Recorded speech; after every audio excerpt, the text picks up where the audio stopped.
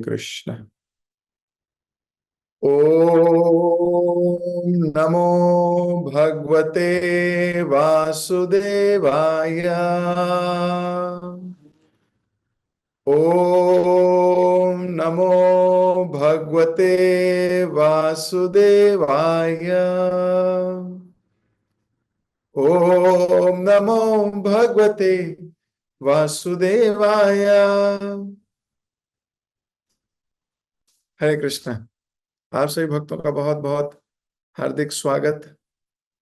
श्रीमद् भागवतम की क्लास में चौथा स्कंद 29वां अध्याय।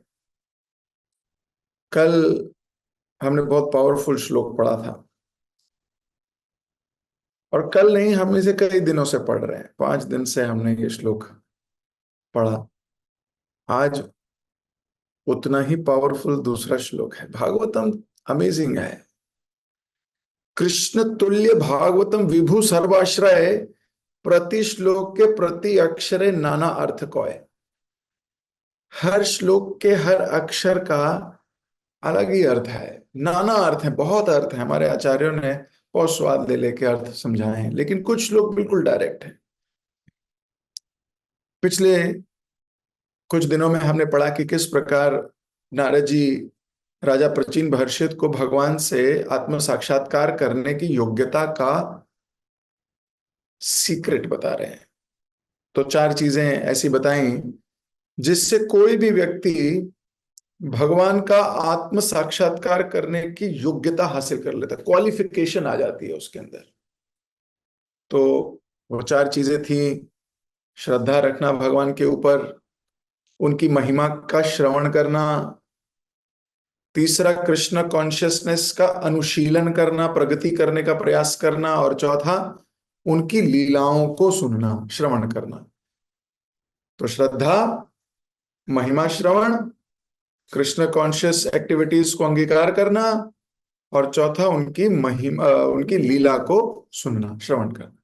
तो कोई भी व्यक्ति जो ये 4 चीजें करता है वो भगवान का आत्म साक्षात्कार करने के योग्य बन जाता है। ही बिकम्स क्वालिफाइड। सोचो कितनी बड़ी चीज है, क्वालिफिकेशन मिल जाए तो पिछली कुछ क्लासेस में हमने इनको डिकोड किया था, इन 4 प्रोसेसेस को बहुत डिटेल में चर्चा करने का प्रयास किया था। आज हम वहीं से आगे पढ़ेंगे। अपनी 39th और 40th श्लोक, ये 2 श्लोक प्रभुपाद जी ने दोनों श्लोकों को एक साथ लिख के हम सबको समझाया है। बहुत गहरा अर्थ है। तो जो कोई भी आप कार्य कर रहे हो, कोशिश कीजिए आपकी कर्ण इंद्रियां, कान 100% अभी से सुनने लगे। अभी हम बहुत इंपॉर्टेंट बात करने वाले हैं, इसलिए सब काम छोड़ सकते हो छोड़िए, आराम से बैठकर या नोट्स बनाइए, मेंटल नोट्स और फिजिकल नोट्स। ये 4 चीजें जो योग्यता बताई गई हैं, अब इसको आगे ले जाया जा रहा है। इसलिए सावधान, बी केयरफुल। मैं आपकी स्क्रीन पे दिखा रहा हूं।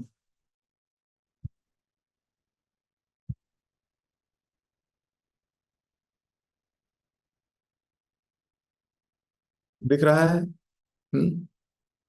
श्रीमद् भागवतम। तो इस श्लोक में कहा जा रहा है, हे राजन, जिस स्थान में शुद्ध भक्त विधि विधानों का पालन करते हुए तथा इस प्रकार से नितांत सचेष्ट रहते हुए एवं उत्सुकता पूर्वक भगवान के गुणों का श्रवण एवं कीर्तन करते रहते हैं, उस स्थान में यदि किसी को अमृत के निरंतर प्रवाह को सुनने का अवसर प्राप्त हो जाए तो वह जीवन की आवश्यकताएं, भूख प्यास भूल जाएगा और समस्त प्रकार के भय, शोक, मोह के प्रति निश्चेष्ट हो जाएगा। फिर से पढ़ रहा हूं, ध्यान से सुनिए। जिस स्थान में शुद्ध भक्त विधि विधानों का पालन करते हुए इस प्रकार नितांत सचेष्ट, सचेष्ट मतलब बिल्कुल कॉन्शियस, और उत्सुकता पूर्वक, उत्सुकता पूर्वक मतलब एंथुजियास्टिकली, उत्साह, भगवान के गुणों का श्रवण और कीर्तन करते रहते हैं, ऐसा नहीं कभी कभी, करते रहते हैं। यदि उस स्थान में किसी को बैठ के अमृत का निरंतर प्रवाह सुनने का अवसर मिल जाए तो वह भूख प्यास भय शोक मोह भूल जाएगा। कितना पावरफुल श्लोक है। अब प्रभुपाद जी इसका परपोट और पावरफुल दे रहे हैं। जगत गुरु शिल प्रभुपाद की जय। कृष्ण चेतना का अनुशीलन वहीं संभव है जहां महान भक्त एक साथ रहते हैं। तो कहां संभव है? जहां सब एक साथ रहते हैं, मिलजुल के एक जगह आ गए रहने के लिए। अब रहने आ गए, करते क्या है रह के? और भगवान के गुणों का श्रवण तथा कीर्तन करते रहते हैं। तो पहले तो एक साथ रहते हैं और फिर एक साथ रह के क्या करते हैं? सोते हैं, अपने अपने प्लान बनाते हैं, है ना, अपने घर के कार्य करते हैं, अपने बिजनेस के कार्य करते हैं, अपनी नौकरियां करते हैं, अपने सब कुछ करते हैं। ये सब तो करेंगे ही। लेकिन कोई समय ऐसा हो जिसमें साथ बैठकर एक जगह आके उनके गुणों का श्रवण और कीर्तन करते रहते हैं। तो जैसे वृंदावन है, वृंदावन में सब भक्त आ जाते हैं ना, इकट्ठे कीर्तन करते हैं। तो ऐसे स्थानों में भगवान के अमृत की निरंतर धारा बहती रहती है और उसका अवसर मिलता है सुनने का। तो क्या होता है, प्रभुपाद जी लिख रहे हैं, यदि किसी ऐसे स्थान में भक्तों के मुख से निरंतर अमृत की धारा बहते हुए अनुभव करने का अवसर मिल पाए तो कृष्ण चेतना का अनुशीलन अत्यंत सरल हो जाता है। पिछले श्लोक में कह रहे थे अनुशीलन करना है, कृष्ण कॉन्शियसनेस का अनुशीलन। अब यहां उसका भी सीक्रेट बता रहे हैं कि अनुशीलन होगा कैसे। अनुशीलन होगा जब भक्तों के साथ रहोगे और रह के क्या करोगे? कथा सुनोगे। तो बोल रहे हैं अत्यंत सरल हो जाएगा, कृष्ण कॉन्शियस डेवलप करनी बड़ी आसान हो जाएगी। जब मनुष्य भगवान के गुणों का निरंतर श्रवण करता है तो वह देहात्म बुद्धि से ऊपर उठ जाता है। फिर उसकी जो शारीरिक बुद्धि है उससे वो ऊपर उठ जाता है। देहात्म बुद्धि होने पर उसे भूख प्यास भय शोक तथा मोह सताते हैं। देहात्म बुद्धि में आदमी को ये सब होता है, भूख लगती है प्यास लगती है सुख मिलता है दुख मिलता है इत्यादि इत्यादि। किंतु यदि वह भगवान के गुणों का श्रवण तथा कीर्तन करता है तो वह देहात्म बुद्धि से आगे निकल जाता है। भगवत गुणानुकथन श्रवण व्यास गृह्यतसः पद का अर्थ है ऐसा स्थान खोजने के लिए सदैव उत्सुक रहना जब भगवान के गुणों का श्रवण तथा कीर्तन होता हो, रोज कथा सुनने को मिलती हो। मैं नहीं कह रहा, स्वयं पढ़िए श्रीमद् भागवतम क्या कह रही है। एक व्यापारी ऐसे स्थान में जाने के लिए उत्सुक रहता है जहां व्यापार होता है कि नहीं? व्यापारी कहाँ जाएगा? जहां बिजनेस है वहीं तो शॉप लेगा वो। हमने देखा है कभी कि किसी ने शॉप खोली हो जंगल में, बोले क्या? बोले मैं गारमेंट्स की शॉप खोल रहा हूँ। कहाँ? जंगल में, कोई नहीं आता कोई नहीं जाता, कहाँ खोलेगा वो? मार्केट में खोलेगा। इसी प्रकार एक भक्त मुक्त भक्तों के मुखारबिंद से सुनने के लिए व्यग्र रहता है और जो ही उसे भक्तों से भगवान की महिमा सुनने को मिलती है वे तुरंत कृष्ण चेतना से पूरित हो उठता है। इसकी पुष्टि भागवतम में अन्यत्र भी हुई है। शुद्ध भक्तों की संगति में भगवान की लीलाओं तथा कार्यकलापों की विवेचना कानों तथा हृदय को अत्यंत सुखद तथा संतुष्ट करने वाली है। ऐसे ज्ञान के अनुशीलन से मनुष्य क्रमशः मुक्ति पथ पर अग्रसर होता है। फिर वह मुक्त हो जाता है और उसकी आसक्ति स्थिर हो जाती है। तत्पश्चात वास्तविक भक्ति प्रारंभ होती है। इसके बाद भक्ति शुरू होती है। शुद्ध भक्त की संगति से मनुष्य भगवान के गुणों को सुनने और कीर्तन करने में अनुरक्त होता है। इस प्रकार वह कृष्ण चेतना का अनुशीलन कर सकता है और अनुशीलन की प्रगति के साथ ही भगवान के प्रति उसकी श्रद्धा तथा भक्ति बढ़ती जाती है और वह शीघ्र ही पूर्ण कृष्ण चेतना प्राप्त कर लेता है। कृष्ण चेतना अनुशीलन की सफलता का रहस्य है उपयुक्त व्यक्ति से श्रवण करना। तो रहस्य क्या बता रहे हैं प्रभुपाद जी? श्रवण करना किससे? उपयुक्त व्यक्ति से। कृष्ण भावना भवित व्यक्ति कभी भी शारीरिक आवश्यकताओं, भोजन, नींद, मैथुन, सुरक्षा से विचलित नहीं होता। तो यहाँ प्रभुपाद जी ने हम सबके लिए एक बड़ा आसान कर दिया, सरल कर दिया तरीका। बोले क्या करो? बोले साथ में रहो, और साथ में रह के क्या करो? श्रवण करो, कीर्तन करो। कई बार ऐसा भक्त बोलते हैं भगवान के चरणों में रहना है, भगवान के चरणों के साथ चिपकना है। सच्ची बात है, अच्छी बात है। लेकिन मान लीजिए कोई भगवान के विग्रह के नीचे ही बैठा रहे और कोई जप ना करे, कोई कीर्तन ना करे, कोई स्तुति ना गाए, कुछ ना करे, बस साथ में चिपका रहे पैरों के साथ, तो क्या लाभ? कोई लाभ नहीं। लाभ का क्या अर्थ है? लाभ है जब वो श्रवण करता है, लाभ है जब वो संकीर्तन करता है, लाभ है जब वो सेवा करता है। लाभ तब होता है। संग लेने का अर्थ ही यही है, आज्ञा लेना उनसे, उसके बाद सेवा करना, भगवान की महिमा को सुनना, भगवान की महिमा का गान करना, इत्यादि इत्यादि इत्यादि।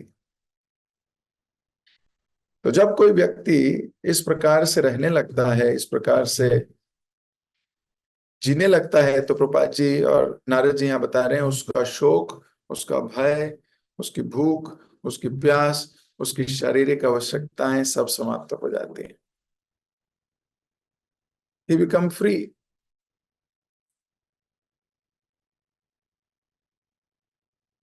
तो मैंने इसको थोड़ा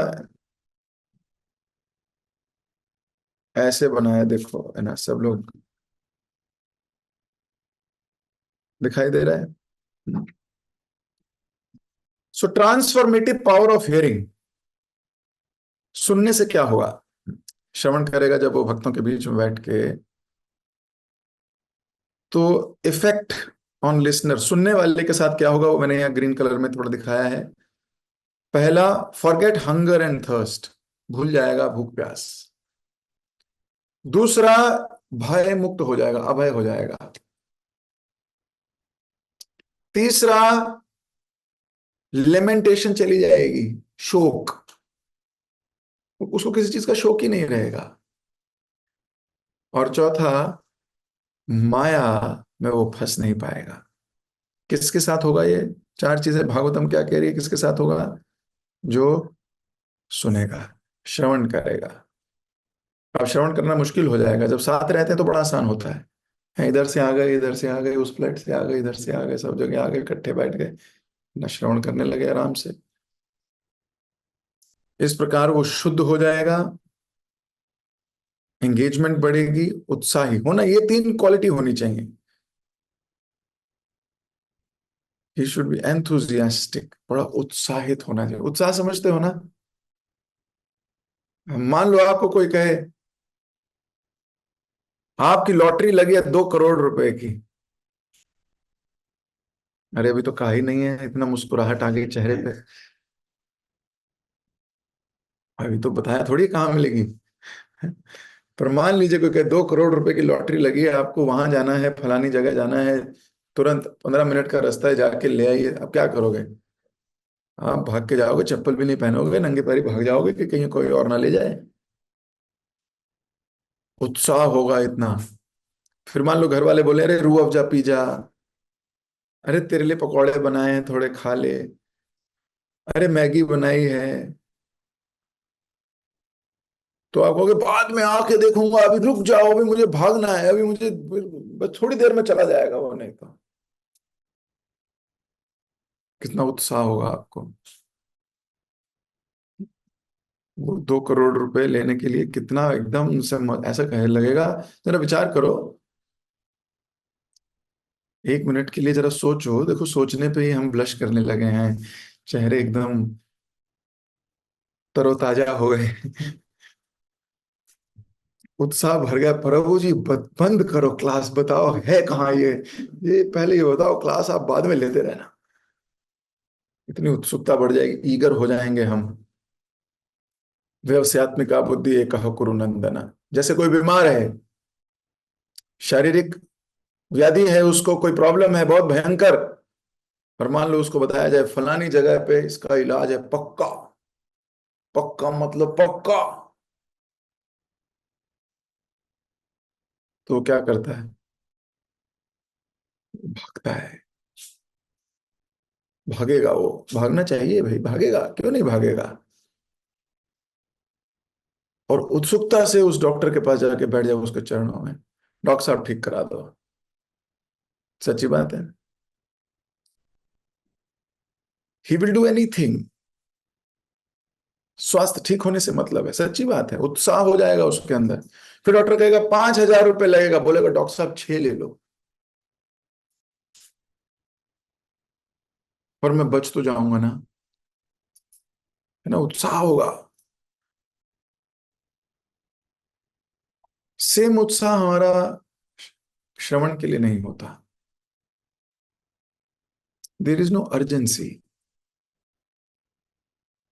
रूप गोस्वामी बोलते हैं बिना उत्साह के भक्ति नहीं हो सकती।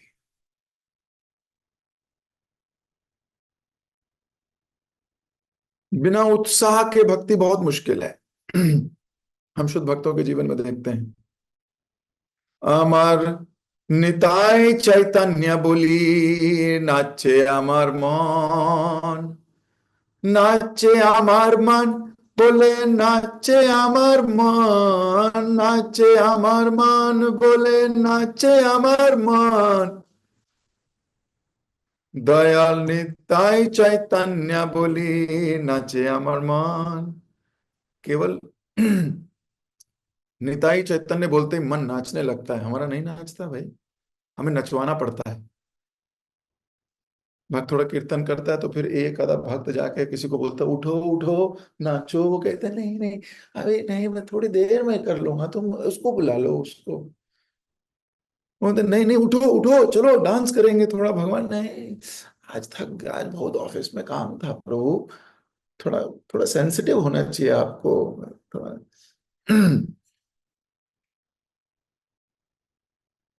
किसी और को बोलेगा अरे प्रभु जी आप उठिए, माता जी आप उठिए, डांस करते हैं थोड़ा, डांस भगवान का नाम का कीर्तन हो रहा है डांस करते हैं।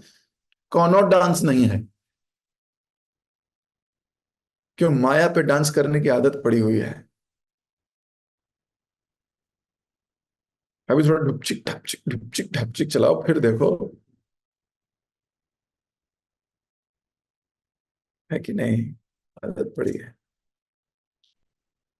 उत्साह अगर नहीं होगा भक्ति में, तो भक्ति में टिके रहना मुश्किल है। एक दो दिन, 4 दिन, साल, 2 साल आप निकाल लोगे।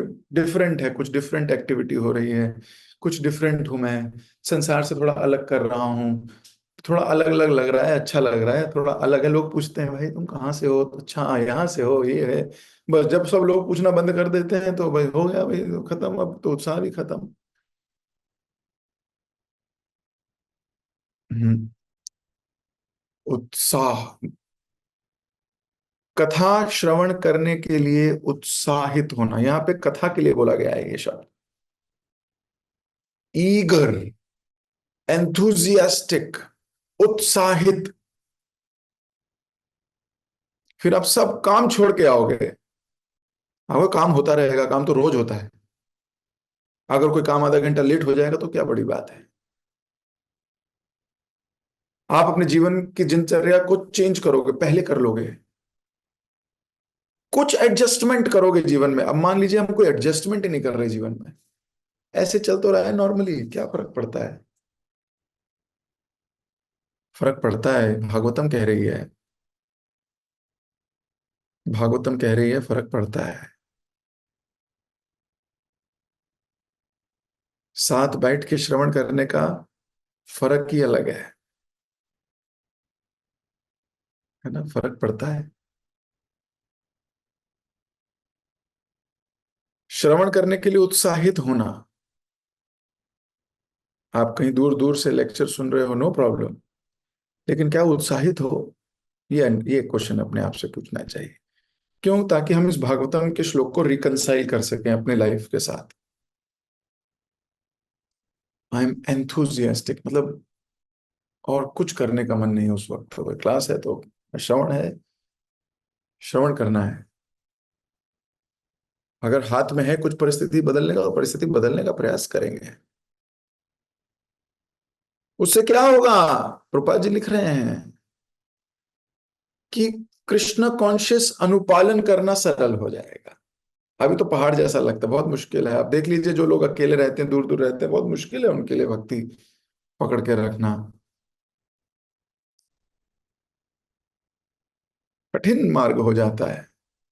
लेकिन फिर भी लगे हुए हो आप लोग, धन्य हो। वास्तव में भगवान की असीम कृपा है आप सब पर। इस वक्त आप कुछ और भी चूज कर सकते थे, लेकिन आपने श्रीमद् भागवतम को सुनना पसंद किया। यह आपका उत्साह है। वास्तव में यही प्रेम है कृष्ण के लिए। अब भगवान स्वयं तो आपको प्रकट होंगे नहीं, तो कैसे भागवत के रूप में प्रकट हुए हैं? भागवत के रूप में उनका संग करना, कृष्ण तुल्य भागवतम, कृष्ण ही है भागवत, तो उनका संग करना। तो यहां लिखा है, कथा भगवान की लीलाओं का भक्तों के मुख से श्रवण करना, उससे क्या होगा? भक्ति सरल हो जाएगी, आसान लगने लगेगी, आनंद आने लगेगा, श्रद्धा बढ़ेगी, भक्ति बढ़ेगी। वो सारी चार क्वालिटी जो पिछले श्लोक में थी, वो चारों की चारों आने लगेगी भक्तों की संगति से। इसलिए कोशिश करना चाहिए कि कोई अवसर मिले भक्त के संग करने का, उसको छोड़िए नहीं। थोड़ा कष्ट मिले, ले लीजिए ना। थोड़ी तकलीफ होगी, स्वीकार कर लीजिए। थोड़ी प्रॉब्लम आएगी, झेल लेंगे। जब तक हम इतने उत्सुक नहीं होंगे, ईगर नहीं होंगे, तब तक भक्ति का अनुशीलन करने में मुश्किल हो जाएगी। इसलिए भगवान ने अर्जुन को कहा, व्यवसायत्मिका बुद्धि एकहो कुरु नंदना। अभी श्लोक हट गया है हम सबको, इतना ही रटा होगा, कोई इतना ही बोलता हूं मैं।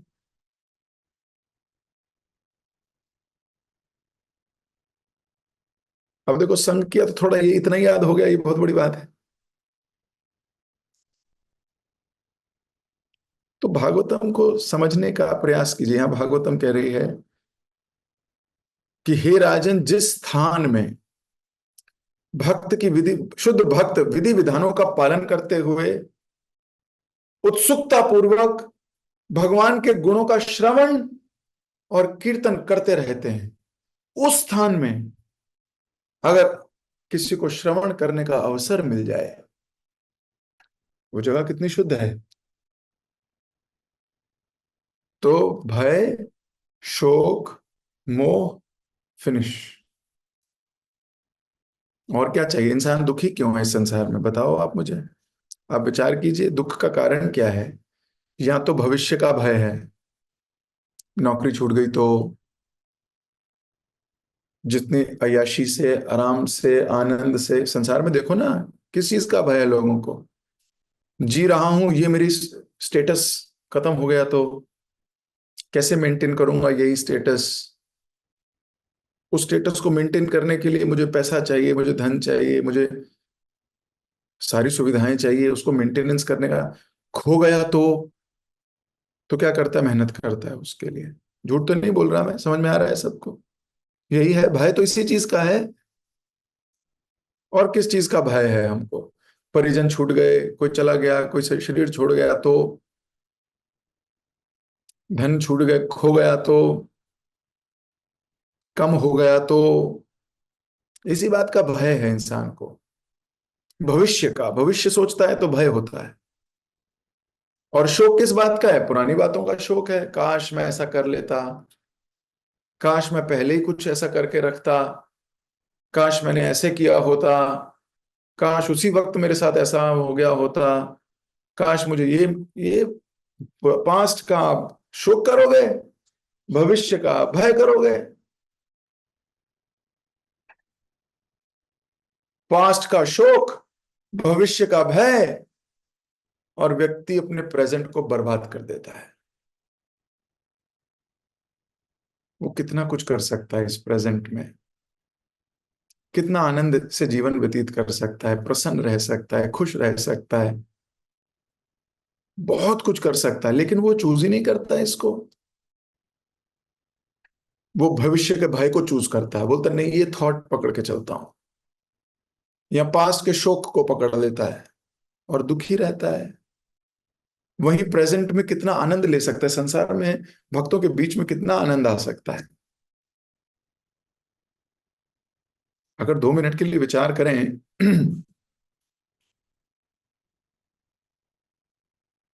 और पास्ट और प्रेजेंट दोनों खराब, दोनों हट सकते हैं, दोनों मिट सकते हैं, कैसे? जो श्लोक में लिखा वो कर लिया तो क्या? उस स्थान पे जाके बैठ के श्रवण किया। मैं नहीं कह रहा हूं, आप स्वयं भागवतम पढ़िए, अपने विचारों को घूसे मारिए, अपने जो मानसिक आपने पैराडाइम्स बनाए हुए हैं ना, एक बिलीफ सिस्टम पैटर्न बनाया हुआ है दिमाग का कि ऐसे भी भक्ति हो जाएगी, ढील बरतने से भी भक्ति हो ही रही है, थोड़ा और ढील दे दूंगा तो भी कर तो रहा हूं, बिना भागवतम के जी लूंगा, क्या जरूरत है क्लास अटेंड करने की या श्रवण करने की या भागवत पढ़ने की? इसके बिना भी तो जिंदगी चल रही थी, जैसे चल रही थी अभी भी चल रही है। ऐसी धारणाओं को घूसे मारिए, लात मारिए, तोड़िए। मैं थोड़ा हार्ड बोल रहा हूं, क्षमा कर दीजिए अगर ऐसा लग रहा हो आपको, लेकिन सत्य यही है, बिना भागवतम के हम नहीं जी सकते। इस बात को विश्वास गांठ बांध लीजिए इस बात की। क्या नहीं जीत सकते? कथाएं नहीं, फिलॉसफी ऑफ लाइफ। मुझे कैसे जीना है, बिना भागवतम के नहीं समझ में आएगा कैसे जीना है। हाँ, जिएंगे, लेकिन वैसे नहीं जी पाओगे जिससे कि भगवान के धाम जा सको। तो पिछले श्लोक में बता रहे थे श्रद्धा होनी चाहिए, अनुशीलन करिए, महिमा का गान सुनिए और लीलाओं को सुनिए। इस श्लोक में बोल रहे हैं कहाँ,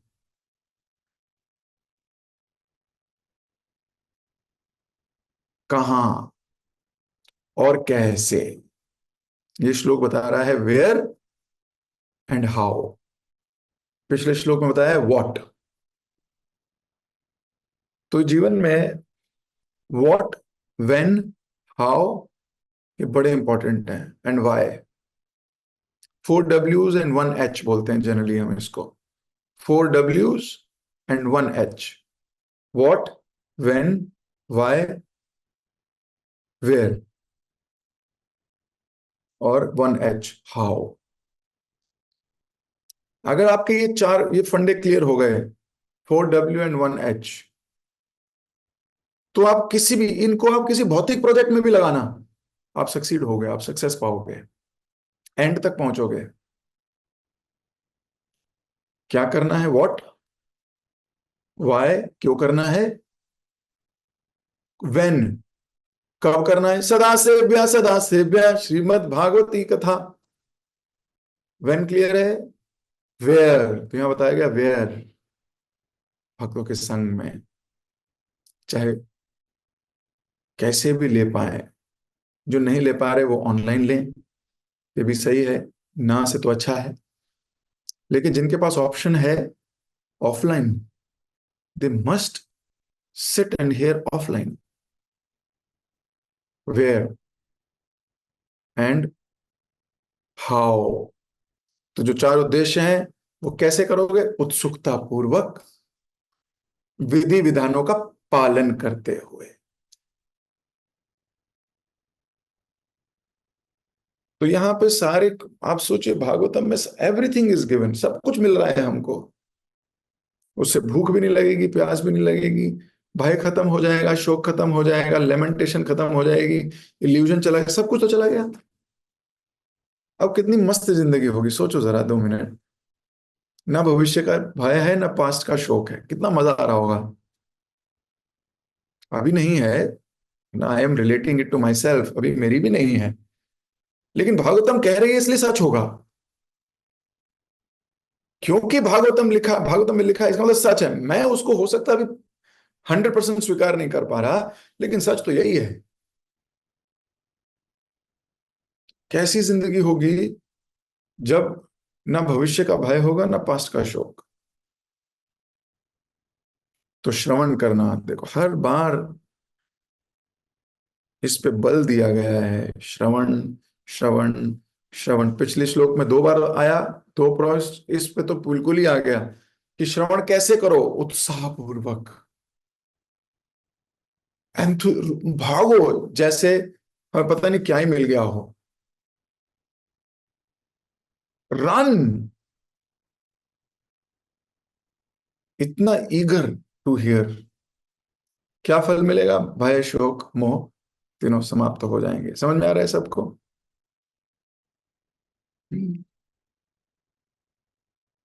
so this is a very important process. इसीलिए मैंने ये आप लोगों को ये छोटा सा टैब टेबुलर फॉर्म में मैं इसको दिखाया आपको। तो ये 4-5 पॉइंट्स को हम याद कर सकते हैं। We can remember. 3 चीजें मुक्त होंगी, क्या चीज मिलेगी, कैसे मिल सकती है, क्या करना होगा, इत्यादि इत्यादि। Clear cut. मैं आपको फिर स्क्रीन पे दिखा देता हूँ, सो दैट आप उसका स्क्रीनशॉट लेना चाहें या देखना चाहें तो आप लोग इसको समझ सकते हो। Eager, engaged and pure. उत्साही, एंगेज्ड मतलब एब्जॉर्ब्ड, प्योर हृदय के साथ, शुद्ध भक्तों के साथ। होगा क्या? वो लेफ्ट साइड में ग्रीन कलर में मैंने लिखा है, आप इसको आराम से पढ़ सकते हैं। तो अपनी वाणी को यहीं दे रहा हूं विराम। जगत गुरु श्रील प्रभुपाद की जय। ग्रंथराज श्रीमद् भागवतम की जय। आप सभी उत्साही भक्तों की जय।